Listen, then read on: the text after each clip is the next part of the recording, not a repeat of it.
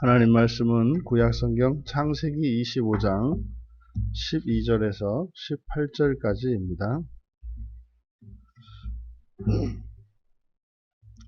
함께 읽겠습니다. 사라의 여종 애굽인 하갈이 아브라함에게 낳은 아들 이스마엘의 족보는 이러하고 이스마엘의 아들들의 이름은 그 이름과 그 세대대로 이와 같으니라. 이스마엘의 장자는 느바요시요 그 다음은 게달과 아프엘과 밉삼과 미스마와 두마와 마사와 하닷과 데마와 여들과 나비스와 게드마니 이들은 이스마엘의 아들들이요 그 촌과 부락대로 된 이름이며 그 족속대로는 12 지도자들이었더라. 이스마엘은 향년이 137세에 기운이 다하여 죽어 자기 백성에게로 돌아갔고 그 자손들은 하일라에서부터 아수르로 통하는 애굽 앞 술까지 이르러 그 모든 형제의 맞은편에 거주하였더라. 아멘. 네, 이스마엘의 족보의 의미라는 제목으로 함께 은혜를 나누고자 합니다. 하갈의 아들 이스마엘, 아브라함의 장자죠. 아브라함의 장자였던 그 이스마엘, 그의 어미는 사라의 여종이었던 하갈이었고 하갈은 애굽 사람이었습니다. 그의 출생은 하나님의 약속을 의심하고 인간 스스로 그 뜻을 이루고자 하여 태어난 것이 이스마엘이었습니다. 그러니까 아주 철저히 사람에 의해서 출생하게 된, 그러니까 뭐 생명 자체가 하나님의 주권 안에 있습니다만 하나님의 그 섭리 자체를 거부한 것은 아니지만 하나님의 뜻을 어기고 인간 스스로 자기 구원을 위하여 노력한 그 결과물이 이스마엘입니다. 우리들도 그럴 때가 있죠. 하나님께서 주시고자 하고 또 하나님께서 주시고자 하는 것과 주시고자 하시는 때가 있는데 그것을 이제 앞당기려 하거나 또 그 방법이나 그 과정을 우리가 원하는 방식으로 우리들이 원하는 때에 그것을 이루기 위해서 인위적인 노력을 할 때가 있습니다. 그것을 이스마엘이라고 할 수가 있겠죠. 근데 그 이스마엘의 아들들이 12명의 아들들이 소개되고 있습니다. 그러니까 느바요스로부터 해서 게드마에 이르기까지 이 12명의 아들, 이것은 이제 광야에서 거의 이제 죽을 것으로 생각을 하고 통곡하던 하갈에게 여호와의 사자가 나타나서 죽지 않을 거다. 이스마엘 죽지 않을 거다. 그를 통해서 큰 민족을 이루게 하시겠다고 하는 약속이 있었죠.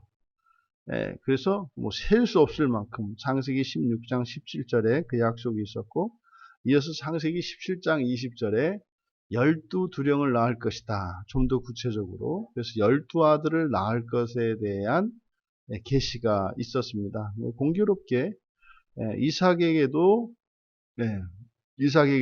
이제 야곱과 에서를 통해서 이제 그 12아들로서 12민족이 이제 그 손자들에 있어서 12민족으로 이렇게 이제 이스라엘 12민족이 되는데 이스마엘도 12아들을 낳아서 이 12아들이 그런 민족을 이루어 큰 나라를 이제 이루게 됩니다. 그래서 훗날 이삭으로 아브라함에서 이삭에서 야곱으로 이어지는 이스라엘 12민족과 그리고 이스마엘에게서 나오는 그 12민족, 그것이 이제 항상 역사 속에서는 이제 대치하게 됩니다. 뭐 오늘날에 이르러서는 이슬람이라고 하는 이슬람과 이슬람이라고 하는 뭐 세계의 가장 큰 양대 종교로 이슬람과 기독교 두 종교가 세계에서 가장 큰 가장 많은 인구를 가지고 있는 두 종교가 되었지 않습니까? 그래서 이것을 보아도 우리가 정말 하나님의 뜻을 거스르고 인간적으로 행하고자 하는 인간의 그 욕망과 인간의 주권 의지라고 하는 것이 얼마나 강한가 하는 것을 알 수 있습니다. 자, 그런데 이제 그 12아들들의 이름에 대해서 그 의미를 부여하는데 먼저 13절에 그들의 이스마엘 족보는 이러하고, 그래서 그 아들들의 이름을 이야기하기 전에 그 이름과 그 세대대로 이와 같으니라. 그리고 이제 16절에 그 이스마엘의 12아들들의 이름을 쭉 열거한 후에 그 촌과 부락대로 된 이름이며, 그래서 이름의 의미를 여기에 나타내고 있는데, 여기에 이스마엘의 아들들의 이름이라고 하는 것은 그 이름과 세대대로 이와 같으니라. 지금 여기에 이름, 세대, 그리고 16절에 있는 촌과 부락이라는 이 단어들이, 이 네 개의 단어가 성경에 맨 처음 여기에서 이제 사용이 됩니다. 여기서 이 이름의 의미를 우리에게 가르쳐 주죠. 그래서 이름대로, 세대대로, 그리고 촌과 부락대로. 그러니 이름이라고 하는 것은 막연히 부르는 호칭이 아니라 그 이름을 가지고 있는 그 존재를 나타내고, 심지어 그의 세대와 또 그가 거주하였던 촌과 부락을 나타낸다. 그러니까 이름 자체가 거주지가 있고 그 처소, 거주하는 초소를 나타내는 의미가 있고, 그리고 그 존재 자체를 나타낸다는 거죠. 그러니까 우리들이 이제 아담이 이 세상에 있는 모든 동물들의 이름을 다 지었지 않습니까? 그러니까 그 이름을 장명을 할 때 그 존재에 대한 것과 그 이름을 가진 그것이, 그 동물이 사는 거처와도 관련이 있다라고 이야기를 하는 거죠. 이것은 이제 우리들이 이 말씀을 통해서 교훈을 얻을 수 있는 것은, 아, 그렇구나. 사람이라고 하는 것은 이 땅에서 거하는 거고요. 하나님의 자녀는 하늘에 거하는 거고요. 그러니까 이것이, 이게 종말론적으로 성경에 대한 이해를 이렇게 가지고 보면 이런 것에 의미가 부여가 되는 거예요. 그러니까 우리를 이제 사람이 예수 그리스도를 믿음으로 그리스도인 또는 성도, 그리고 하나님의 자녀라는 이름들을 사용을 합니다. 그리고 성경에서는 그리스도인들에게 천국에 대한, 하나님 나라에 대한 약속이 있어요. 그러니까 이 그리스도인이라고 하는 그 이름은 존재를 나타내는 이름이면서 또한 그가 거할 처소에 대한 의미도 있다는 거죠. 그러니까 이것이 우리들의 삶으로 들어와 보면은 이해가 되는 거예요. 지금은 뭐 그런 게 없습니다만, 뭐 예전에는 이렇게 우리의 일반적인 그 주거 형태가 단독주택일 때는 집집마다 다 문패를 걸어놨습니다. 누구누구네 집. 그래서 다 문패를 걸어놓죠. 그와 같이 그 이름이라고 하는 것은 그 안에 살고 있는 그 사람의 존재를 나타내고, 또 마찬가지로 그 이름은 반드시 거하는 처소가 있다는 거죠. 이게 사람도 또 동물들도, 하다못해 여우도 그것이 거처하는 처소가 있어요. 그러면 사람이 살아서 자기가 거하는 처소가 있듯이, 하다못해 집을 떠나서 이렇게 돌아다니는 불황자들도 그들이 거하는 처소가 있거든요. 그게 자신들의 소유는 아니지만 어쨌든 자기들 나름대로의 처소가 있어요. 지하철역에 가도 그 자리가 있거든요. 몇 번째 기둥이 그 사람들도 나름대로 주소가 있고 번지수가 다 있어요. 그러니까 이 이름이 가지고 있는 것은 그 존재뿐만 아니라 그가 거하는 처소도 이 이름 안에는 포함되어 있다. 그러면 우리의 이름이 지금 이 지상에서 살아갈 때 우리들이 우리가 거할 처소를 위해서 얼마나 사람들이 애를 씁니까? 근데 그 처소는 사실 100년 살 처소거든요. 그러면 우리가 영원히 거할 그 처소, 죽고 난 뒤에 거할 처소가 반드시 있다는 것을 이 이스마엘의 12아들들의 이름을 통해서 가르쳐줘요. 실제로 이들은 이들이 거하는 처소를 이제 18절에서 밝히고 있습니다. 하윌라에서부터 아수르로 통하는 애굽 앞 술까지 이르러 그 모든 형제의 맞은편에 거주하였더라. 그러니까 이 이름을 가진 이들은 가나안 땅 바깥 그 가나안 땅과 애굽 사이 그리고 그 너머에 있는 동쪽에 있는 지역으로 이들이 거주하게 되는 거죠. 만약에 우리들이 그리스도인이 아니고 무슬림이었다면은 저기 모스크에 가 있지 않겠습니까? 그러니까 이 공간이라고 하는 것과 존재라고 하는 것은 굉장히 밀접한 연관 관련성이 있다. 그러니 우리가 가지는 이름, 그것은 우리가 거하는 처소와 관련되어 있죠. 마찬가지로 여러분들이 어느 회사에 다니게 되면 그 회사의 그 직원 이름이 되잖아요. 그러면 그곳에 여러분의 자리가 있고 그 공간이 여러분이 거할 처소가 되는 거죠. 그래서 존재가 거하는 처소와 뗄래야 뗄 수 없는 불가분의 관계가 있다. 그래서 모든 존재는 시간 속에서 공간을 차지합니다. 시간과 공간 속에서 우리가 존재하는 거죠. 그러면 우리가 죽어서 또 다른 형태로 존재한다면 우리가 거하는 또 다른 형태의 처소가 있는 게 틀림이 없죠. 이게 성경에서는 우리가 죽고 난 뒤에 낙원과 지옥으로 나뉜다고 우리에게 가르쳐 줍니다. 그리고 그 이스마엘의 그 12 아들들에 대한 이름을 다 밝히고 이제 이스마엘은 죽습니다.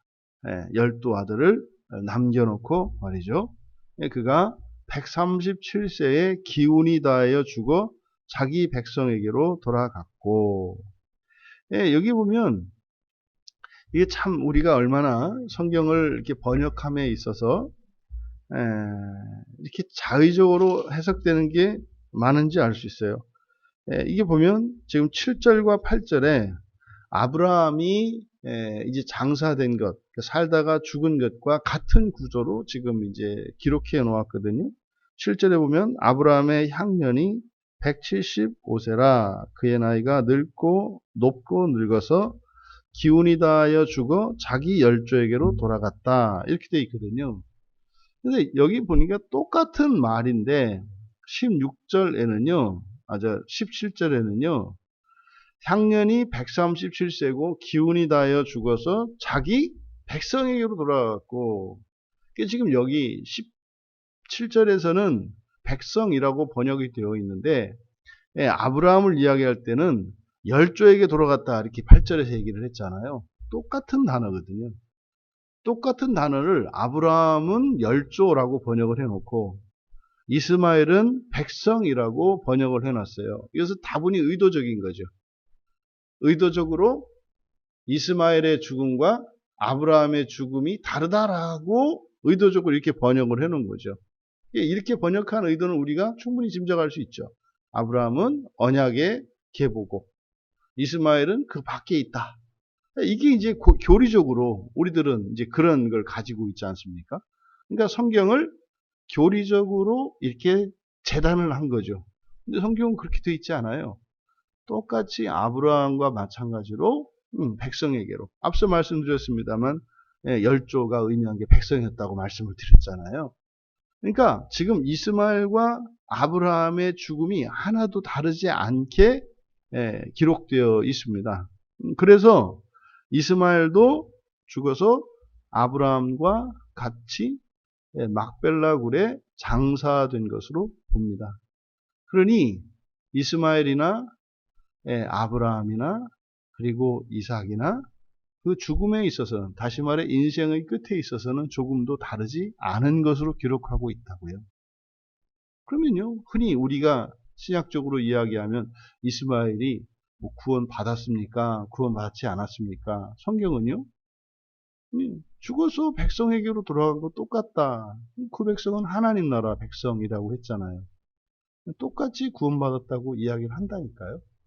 그런데요, 그런 게 거부감을 가져요, 사람들이. 이스마엘은 구원받으면 안 되는 거예요. 왜요? 이삭을 통해서 하나님의 언약의 복이 이어진다고 했으니까. 근데 성경은 그렇게 이야기 안 해요. 그러니까 어떻게 해요? 여기를 이렇게 열조와 백성이라고 다르게 의도적으로 표시하는 거죠. 그러니까 이것은 그러니까 성경에 의해서 교리들이 만들어지는 것인데 이렇게 반대로 역으로 교리에 의해서 성경이 왜곡되어서는 안 된다.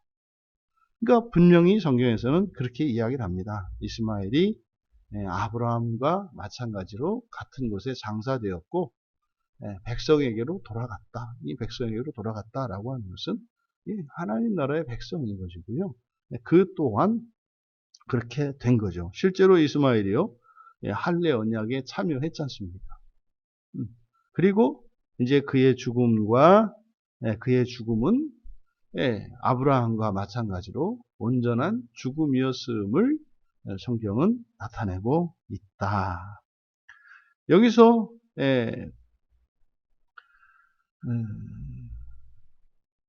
18절에 그가 이제 그 자손들의 거처에 대해서 하윌라에서부터 아수르로 통하는 애굽 앞 술까지 이르러, 이 술이라고 하는 이 지명은 이제 성벽이라는 뜻이고, 그래서 그들이 거주한 것이 이제 애굽과 가나안 사이 뭐 그 정도로 이야기를 하는 거죠. 여기서 이제 맞은편 모든 형제의 맞은편에 거주하였더라. 여기 이제 16장 12절에서는 대항해서라고 번역이 되어 있어요. 그러니까 이것은 둘 다 앞에서라는 겁니다. 앞에서 얼굴을 마주하여, 그러니까 이걸 대항하여 또는 맞은편에라고 번역한 건데, 그대로는 얼굴 앞에 뭐 이렇게 얼굴 앞에라는 의미입니다. 앞에서, 그러니까 여기서 의미하는 것은 뭐 대항해서 이렇게 싸웠다는 의미가 아니라 함께 거주하지 않고 분리되어 있다는 뜻입니다. 그래서 이 이스마엘을 통해서 태어난 12아들들, 다시 말해 여호와의 사자가 예언했던 그 12아들들이 12민족의 우두머리가 되어서 셀 수 없이 많은 민족들을 이룰 것이다. 그러면요, 이제 훗날 이스마엘의 자손들과 이삭의 아들 중에 하나인 야곱에 의해서 태어난 12민족, 둘 다 큰 민족이 되지요. 그러면요, 운명적으로 그러면 아브라함과 이삭과 야곱의 계보를 따르는 이 사람들은 그냥 뭐 어떻게 살든지 간에, 무엇을 추구하든지 간에, 무엇을 믿든지 간에 그 사람들은 언약 안에 있으니까 마침내 천국에 이르는 구원에 이르고, 이스마엘에게서 태어난 12아들이 이룬 이 12민족은 다 지옥에 가느냐? 그렇지 않다 이 말이죠. 이들에게는 선물이 주어졌고 이들에게는 언약의 복이 주어졌는데, 선물을 통해서든 언약의 복을 통해서든 그들은 여호와께로 돌아갈 수가 있죠. 그것은 누구에게요? 똑같이 아브라함의 직계로 따르는 직계의 계보 안에 있는 이들이나 또 이스마엘 아래에 있는 자손들이나 언제든지 누구든지 예수 그리스도를 믿음으로 돌아올 수가 있어요. 돌아올 수가 있다고요. 그것이 이제 이들은 생각도 할 수 없었겠지만 장차 이 땅에 오실 예수 그리스도를 통해서 이들의 다름이 한 믿음 안에서 온전한 구원에 이르게 합니다. 지금 여기에 이스마엘의 족보를 기록한 그 의미가 뭘까요? 그것은 첫 번째로 우리가 바로 이스마엘에게 하신 약속이 성취되었다는 사실을 분명히 하고 있습니다. 하갈에게 나타났던, 그리고 아브라함에게 나타났던 여호와의 사자가 그 하갈을 통해서 낳은 이스마엘에 대한 그 축복과 그 예언이 그대로 성취되었다는 것을 나타내요. 그러니까 하나님이 또 이 세상에 사람으로 오셔서 예수 그리스도께서 제자들에게 하셨던 모든 약속의 말씀들, 그것은요, 반드시 성취된다는 거죠. 반드시 성취된다는 거죠. 그래서 성경에 기록된 하나님의 모든 약속은 그대로 됩니다. 반드시 그대로 됩니다. 우리들이 예수를 믿고 신자가 된 이후에 우리들의 삶의 방식이 달라지고 우리의 삶의 목표가 달라진 궁극적인 이유는 바로 그리스도의 약속과 구약에 계시된 하나님의 모든 약속 때문입니다. 장차 멸망하지 않는 영원한 그 나라가 우리에게 임할 것이고, 실제로 역사 속에서 예수님과 함께 온 세상을 재창조하며 통치하게 되는 1000년 동안의 그 다스림에 참여하기를 원하는 자들에게는 주님께서 참여할 수 있는 기회를 주신다고 약속하셨기 때문입니다. 여러분들이 하나님의 말씀을 따라 정직하고 성실하게 믿음으로 살아가야 되는 가장 궁극적인 이유는 여러분이 주님 오실 그때에 다른 사람들이 아직 부활하지 않았을 때 맨 앞에서 여러분들이 부활하여 이 세상에 있는 온 우주를 재창조하는 그 영광스러운 일에 참여하기 원하기 때문입니다.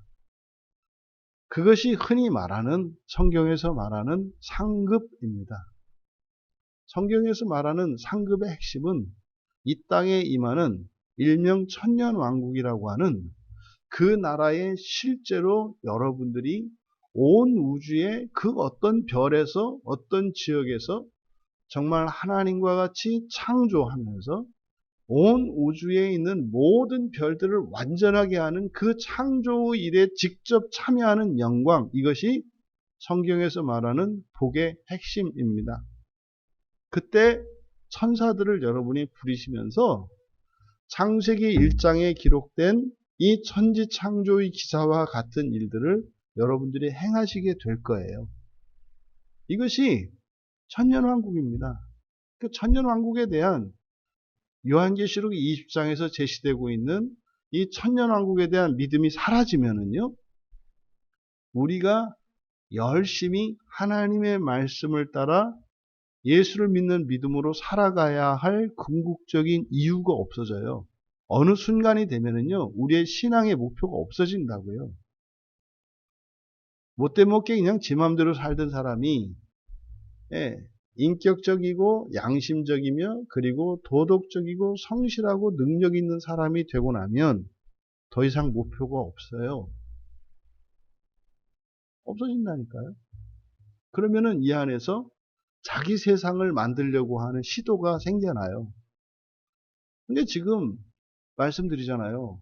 신천지라고 하는 이단은 일명 무천년주의라고 하는, 다시 말해서 이 세상에 성경 계시록 20장에 기록된 천년왕국이라는 것은 없다라고 믿는 사람들을 그냥 단순히 무천년주의자라고 해요. 그 무천년주의자들이 주장하는 핵심이 그런 겁니다. 다 틀린 게 아니에요. 맞는 얘기들이 더 많아요. 근데 가장 중요한 것은 천년왕국을 부인해요. 천년왕국을 부인하면 어떻게 돼요? 사람은 타락하게 돼 있어요. 이 세상에, 이 완전하지 않은 세상을, 이것을 주님과 함께 다스리는 천년왕국이라고 할 때 자꾸 주님 흉내를 낸다 이 말이에요. 그 1차적인 것이 천주교의 교황이고요. 교황이 지금 천년왕국 시대라는 거죠, 지금이. 지금 다스리고 있다는 거죠. 그리고 세계적으로 세계 역사에서 가장 끔찍한 그 역사의 주인공인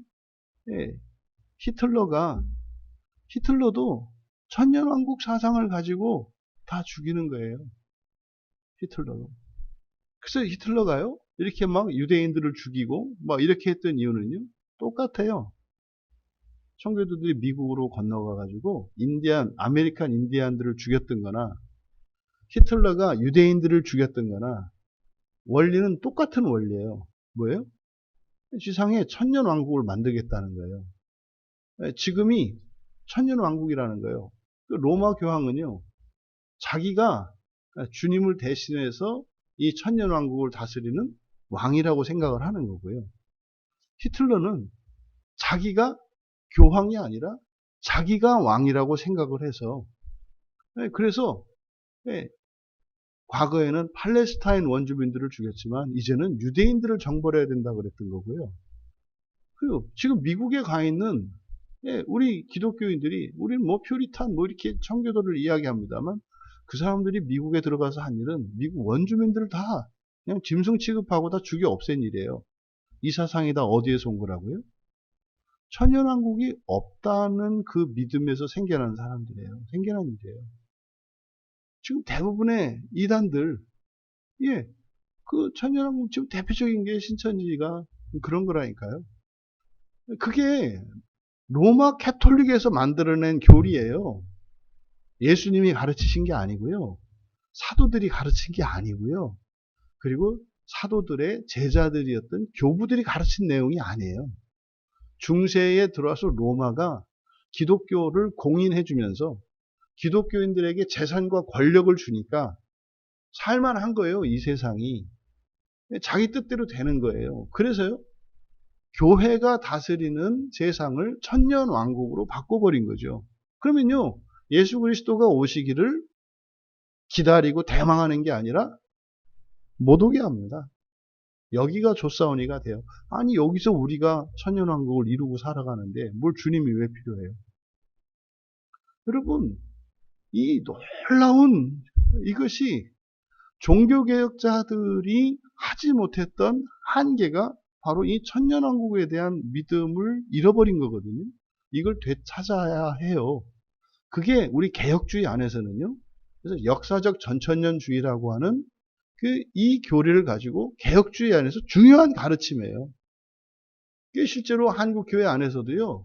뭐 한 20, 30년 전까지만 하더라도 이 개혁주의 안에는 무천년주의, 다시 말해 천년왕국이 지금 교회가 다스리는 이것이 교회가 곧 천년왕국이다라고 하는 가르침과, 그리고 아니다. 성경에 계시된 대로 정말로 이 지상에 주님이 약속하셨던 것처럼 이스라엘 백성들 아브라함에게는, 그리고 아브라함의 자손들인 다윗에게는 다윗 왕조에 대한 약속이 있잖아요. 영원한 그 왕조, 다윗 왕조, 그거는요 이스라엘 민족에 대한 약속이에요. 그러면요 우리 한민족에 대한 약속도 또 있다니까요. 여러분에 대한 약속도 있고. 그래서 개혁주의에는 이 역사적 전천년과 무천년이라고 하는 종말관이라고 하는 양대 산맥이 있어요. 근데 지금 오늘날 우리나라에서 이 역사적 전천년에 대해서, 천년왕국에 대해서 얘기하면 이단시아는 말도 안 되는, 우리나라 한국 개혁주의에서만 그래요. 그러니까 비슷해요 하는 게. 신천지는 지들만 옳고 다 틀리다고 얘기하잖아요. 그럼 신천지 뭐라고 하잖아요. 그럼 한국 개혁주의 한다는 사람들은 또 뭐라 그래요? 우리 한국 개혁주의가 옳고 나머지는 다 틀리다. 똑같아요, 종자가. 종자가 똑같아요. 저는 옳고 다 틀리다라고 하는 이 생각, 이게 마귀의 생각이라니까요. 그 사람들이 마귀라는 게 아니라 이런 마귀적 사상과 사고를 분별할 수 있어요. 똑같은 거예요, 제가 볼 때는. 인디안들을 죽인 거나, 히틀러가 그렇게 한 거나, 로마 교황이 그렇게 하는 거나, 뭐 한국 교회들이 자기들 교단만 옳다고 하는 거나, 뭐 이만희가 옳다고 하면 이단이고 다른 사람이 옳다고 하면 이단 아니에요? 다 가르는 건 똑같은 거죠. 여러분, 성경은요 그렇게 이야기하지 않아요. 예수님께서 약속하신 모든 약속 반드시 성취됩니다. 여러분들이 정말로 그게 참고 성질대로 살지 않고 그냥 죄의 길을 벗어나서 의의 길을 추구하는 거 살만한 일이고요. 잘하는 거예요. 왜요? 반드시 성취되니까요. 반드시 성취되니까요. 지금 여기에서 이스마엘의 족보를 통해서 우리에게 주는 첫 번째 교훈은 성경에 있는 모든 약속은 반드시 성취된다. 후회하지 않는다. 말씀을 믿고 살아라. 두 번째로는요. 이름에 대한 것입니다. 여러분, 우리의 이름은 존재와 함께 무엇과 관련되어 있다? 처소와 관련되어 있다. 처소와 관련되어 있다. 이 세상의 처소는요, 재산에 따라서, 신분에 따라서, 민족에 따라서 달라요. 그렇죠? 그리고 원하는 처소에서 살 수도 있고 그렇지 않을 수도 있어요. 그게 세상의 이치예요. 세상에 죄가 들어온 이유는 사람의 뜻대로 되지 않습니다. 노력한 대로 되는 것도 아닙니다. 반드시 그것이 일반 법칙화 되지도 않습니다. 내 것인 것 같았지만 쫓겨나는 일이 있습니다. 그런데요, 영원한 우리의 집이 있어요. 그리스도께서 하나님 나라에 여러분의 처소를 준비하시기 위해 가셨다는 거 다 알고 계시잖아요. 예수님이 그렇게 말씀하셨어요. 너희들이 거할 처소를 내가 예배하기 위해서 간다. 그런데요, 주님이 예배해 두셨으니까 나는 무조건 가느냐? 아니, 가기 싫으면 안 가는 거예요. 주님께서 여러분을 위하여 예배한 처소는 이 땅의 처소와 같지 않습니다.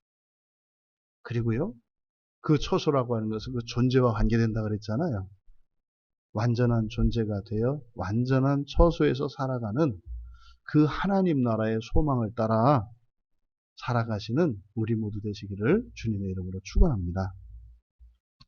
존귀하신 하나님, 이스마엘의 족보를 살펴보면서 주님께서 저희들에게 주셨던 약속의 말씀들, 또한 사도들을 통해서 주셨던 이 종말에 대한 말씀들을 또한 함께 묵상했습니다. 오늘 하루의 삶이 소망의 삶이 되게 하여 주시고, 오직 하나님의 말씀인 성경의 약속을 믿고 살아가는 이들에게 결코 실망하지 않을 것이라고 하는 하나님의 말씀을 함께 나누었습니다. 저희들이 믿음 안에서 소망을 따라 힘껏 살아가는 한 날이 되게 하옵소서. 감사하며 예수님의 이름으로 기도하옵나이다.